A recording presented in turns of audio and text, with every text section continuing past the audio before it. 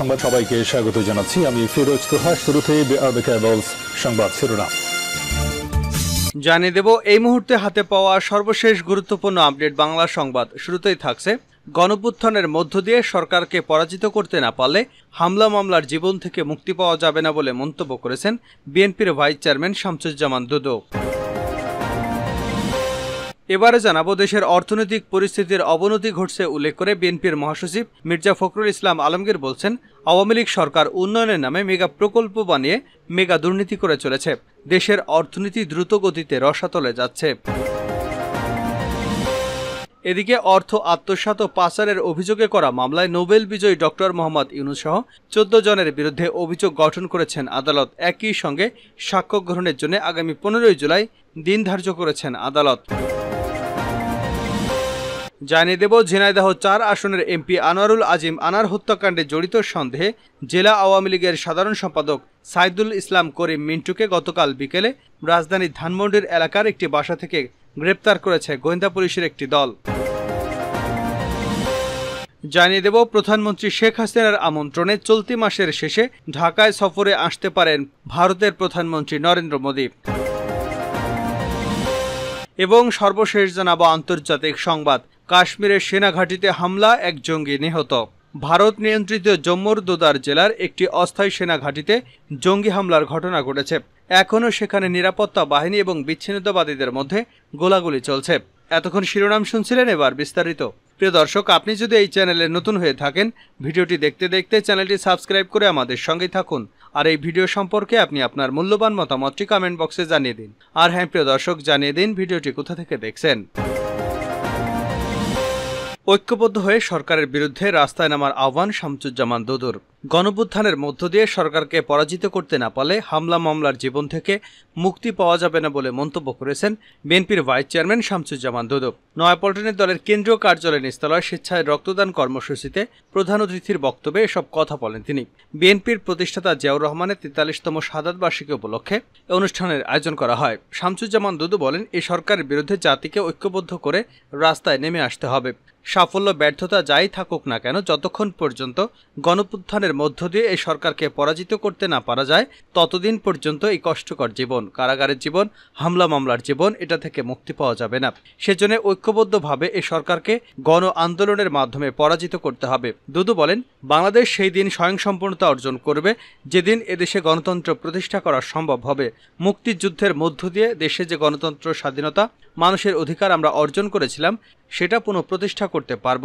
এই 52 থেকে 53 বছর পরে আমরা দুর্নীতিবাজদেরকে, সে দেশে থাকুক আর বিদেশে থাকুক অথবা পালিয়ে যাক, তাদেরকে বিচারের আওতায় এনে যথাযথভাবে কাঠগড়ায় দাঁড় করাতে পারলে মনে করব মানুষের জন্য কিছু করতে পেরেছি। তিনি আরও বলেন, এটা কি ভাবা যায় 10 থেকে 12টি ব্যাংক একেবারে ধ্বংস করে ফেলা হয়েছে, লুটপাট করে ফেলা হয়েছে?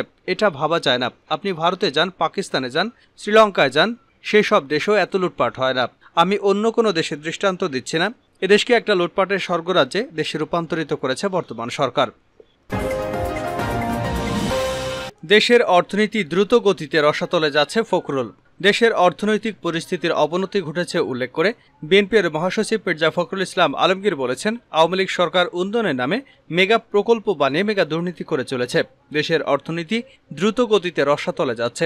মানিকগঞ্জের ঘিওর উপজেলার গিলন্ডে মুন্নু সিটিতে এক সেমিনারে প্রধান অতিথির বক্তব্যে তিনি এসব কথা বলেন। গণতন্ত্র উত্তরণ, মত প্রকাশ, সংবাদপত্রের স্বাধীনতা ও খাল খনন কর্মসূচি, জিয়াউর রহমানের ভূমিকা শীর্ষক এ সেমিনারের আয়োজন করে ঢাকা বিভাগীয় বিএনপি। ফখরুল বলেন, বাংলাদেশ আজ ফ্যাসিবাদের কবলে পড়েছে। যারা আজ বাংলাদেশকে শাসন করছে তাদের সঙ্গে জনগণের কোনো সম্পৃক্ততা নেই। এরা জনগণ থেকে সম্পূর্ণ বিচ্ছিন্ন, যে কারণে তাদের পাত্র নির্বাচন জনগণ প্রত্যাখ্যান করেছে। বিএনপির মহাসচিব বলেন, শহীদ জিয়াউর রহমান গণতান্ত্রিক আকাঙ্ক্ষা, বহুদলীয় গণতান্ত্রিক নীতি প্রতিষ্ঠা করেছিলেন, মানুষকে কথা বলার স্বাধীনতা দিয়েছিলেন, সংবাদপত্রকে মুক্ত করে দিয়েছিলেন। এটাই ছিল জিয়াউর রহমানের কারিশমা। জিয়াউর রহমানের রাজনীতি এবং দেশের মানুষের রাজনীতি, বিএনপির রাজনীতি এদেশের মানুষের রাজনীতি। এ কারণেই এদেশের মানুষ বিএনপির রাজনীতি ভুলবে না, জিয়াউর রহমানকে ভুলবে না। ডক্টর ইউনূস সহ 14 জনের বিচার শুরু।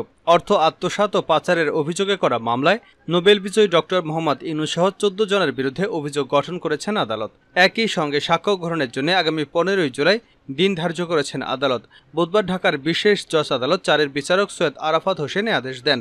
দুদকের পক্ষে প্রসিকিউটর মোশাররফ হোসেন কাজল তাদের বিরুদ্ধে চার্জ পড়ে শোনালে আসামিরা নিজেদের নির্দোষ দাবি করে ন্যায় বিচার চান।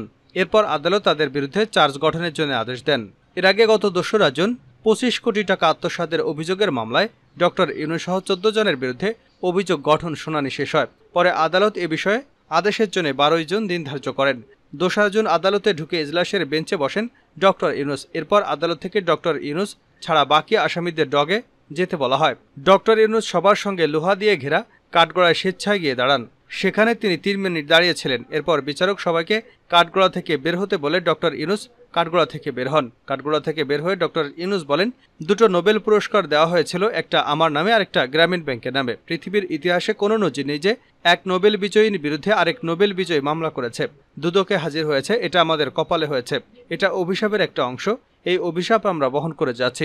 আমাকে গ্রামীণ ব্যাংক থেকে বের করে দেওয়া হয়েছে। আমার বিরুদ্ধে তদন্ত কমিটি হয়েছে, কোনো নিস্তার নেই। একটার পর একটা চলছে। অভিশপ্ত জীবনের একটা বড় পর্যায়ে পৌঁছে গেছি। স্বর্ণচোরা কারবারিদের সুরক্ষা দেন প্রভাবশালী একাধিক এমপি। ঝিনাইদহ 4 আসনের এমপি আনোয়ারুল আজিম আনার হত্যাকাণ্ডে জড়িত সন্দেহে জেলা আওয়ামী লীগের সাধারণ সম্পাদক সাইদুল ইসলাম করিম পিন্টুকে গতকাল বিকেলে রাজধানীর ধানমন্ডি এলাকা থেকে একটি বাসা থেকে মহানগর গোয়েন্দা পুলিশের একটি দল গ্রেপ্তার করেছে। একাধিক গোয়েন্দা কর্মকর্তা জানিয়েছেন, এমপি আনার হত্যাকাণ্ডে জিজ্ঞাসাবাদের জন্য তাকে আটক করা হয়েছে। চাঞ্চল্যকর এমপি আনার হত্যাকাণ্ডের নেপথ্যে পরিকল্পনাকারীদের একজন আওয়ামী লীগ নেতা মিন্টু। স্থানীয় প্রশাসনের একাধিক কর্মকর্তা এই বিষয়টি নিশ্চিত করেছেন। আনার হত্যাকাণ্ডের নেপথ্যে মহানগর গোয়েন্দা পুলিশের পাশাপাশি একাধিক গোয়েন্দা সংস্থা অনুসন্ধান কার্যক্রম চালিয়ে আসছেন। এর নেপথ্যে রয়েছে দক্ষিণ পশ্চিম অঞ্চলে স্বর্ণ চোরাচালান, মাদক পাচার, হুন্ডি ব্যবসায়ীদের, যাদেরকে সুরক্ষা দিয়ে আসছিলেন একাধিক প্রভাবশালী এমপি। এসব এমপিরা দক্ষিণ পশ্চিম অঞ্চলে স্বর্ণ চোরাচালান, মাদক পাচার, হুন্ডি ব্যবসা নিয়ন্ত্রণকারীদেরকেই কেবল সুরক্ষা দিতেন না, এমপি মনোনয়ন বাণিজ্যের সঙ্গেও তারা জড়িত বলে একাধিক সূত্র জানিয়েছে। এর আগে গত রবিবার ঝিনাইদহ আওয়ামী লীগের ত্রাণ ও সমাজ কল্যাণ সম্পাদক কাজী কামাল আহমেদ বাবুকে গ্রেপ্তার করে মহানগর গোয়েন্দা পুলিশ। এমপি আনারকে কলকাতার সঞ্জীবা গার্ডেনের দোতলা একটি অ্যাপার্টমেন্টে হত্যার পর চেয়ারে নগ্ন হয়ে বসা এবং মুখে টেপ দেওয়া অবস্থায় একটি ছবি আওয়ামী লীগ নেতা কাজী কামাল ও মিন্টুর মোবাইলে পাঠায় খুনিরা। মোবাইলে ছবি পাঠানোর সূত্র ধরে ডিবি তাদেরকে গ্রেপ্তার করে।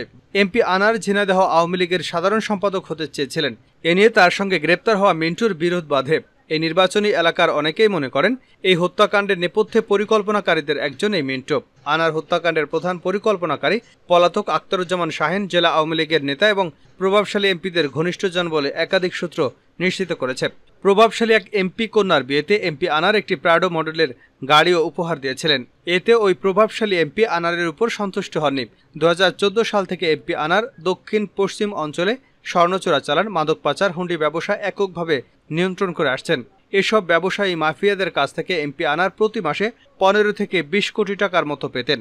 এই টাকার ভাগ নিয়ে ওইসব অঞ্চলের সাবেক ও বর্তমান প্রভাবশালী কতিপয় এমপির সঙ্গে বিরোধ বাধে। এর মধ্যে একজন প্রভাবশালী এমপি আনারের মাধ্যমে প্রতি মাসে 2 কোটি টাকা করে পেয়ে আসছিলেন। কিন্তু 2014 সালে এমপি হওয়ার পর থেকে আনার ওই টাকার ভাগ বর্তমান এবং সাবেক প্রভাবশালী এমপিদেরকে দিতেন না। এই বিষয়টিও তাকে হত্যার অন্যতম একটা কারণ। এই অঞ্চলের স্বর্ণ চোরাচালান, মাদক এবং হুন্ডি ব্যবসা নিয়ন্ত্রণ নিয়ে শতাধিক ব্যক্তি খুন হয়েছেন, কিন্তু সাক্ষী প্রমাণের অভাবে একটি হত্যাকাণ্ডেরও বিচার হয়নি। যারা এই হত্যাকাণ্ডের সাক্ষী দেবেন বলে ধরা হয় তাদেরও একই পরিণতি ঘটে। ফলে এসব মামলায় কেউ সাক্ষী দিতে যায় না। এ কারণে স্বজনহারারা ন্যায় বিচার থেকে বঞ্চিত হয়ে আসছেন। এমপি আনারের হত্যাকাণ্ডের বিষয়টি নিয়েও তার নির্বাচনী এলাকা ঝিনাইদহ 4 আসনের বাসিন্দারা একই অনুভূতি প্রকাশ করেছেন। তার স্বজনরাও একই কথা বলেছেন। একই হত্যার নেপথ্যে জড়িত খুনিদের রক্ষা করতেও সেই সব প্রভাবশালী এমপিরা চেষ্টা চালিয়ে যাচ্ছেন বলেও অভিযোগ পাওয়া যাচ্ছে।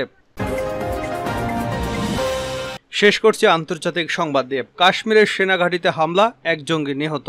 ভারত নিয়ন্ত্রিত জম্মুর দোদার জেলার একটি অস্থায়ী সেনাঘাঁটিতে জঙ্গি হামলার ঘটনা ঘটেছে। এখনও সেখানে নিরাপত্তা বাহিনী এবং বিচ্ছিন্নতাবাদীদের মধ্যে গোলাগুলি চলছে।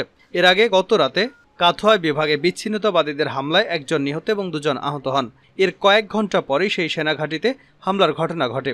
জম্মু জোনের পুলিশের অতিরিক্ত মহাপরিচালক আনন্দ জৈন জানিয়েছেন, দোদার চত্বর গোলার সেনাঘাঁটিতে রাতের শেষ ভাগে পুলিশ এবং রাষ্ট্রীয় রাইফেলসের একটি যৌথ দলের উপর গুলি ছড়ে বিচ্ছিন্নতাবাদীরা। সেনাবাহিনী এবং পুলিশের চৌকস চেকপয়েন্ট বিচ্ছিন্নতাবাদীদের সঙ্গে চত্বরগোলা এবং দোদায় লড়াই চলছে। এই হামলার জন্য তারা পাকিস্তানের মদতপুষ্ট জঙ্গি গোষ্ঠীগুলোকে সন্দেহ করছে। ভারতীয় সংবাদ মাধ্যম এনডিটিভি জানিয়েছে, গোলাগুলির প্রাথমিক অবস্থা নিরাপত্তা বাহিনীর 6 সদস্য আহত হয়েছেন এবং এক জঙ্গিকে হত্যা করা হয়েছে।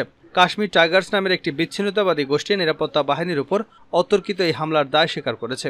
3 দিন আগে তীর্থযাত্রীদের বহনকারী একটি বাস লক্ষ্য করে বিচ্ছিন্নতাবাদীরা গুলি ছুড়লে বাস চালক নিয়ন্ত্রণ হারিয়ে বাসটি নিয়ে খাদে পড়ে যায়। এতে অন্তত 9 জন নিহত হন।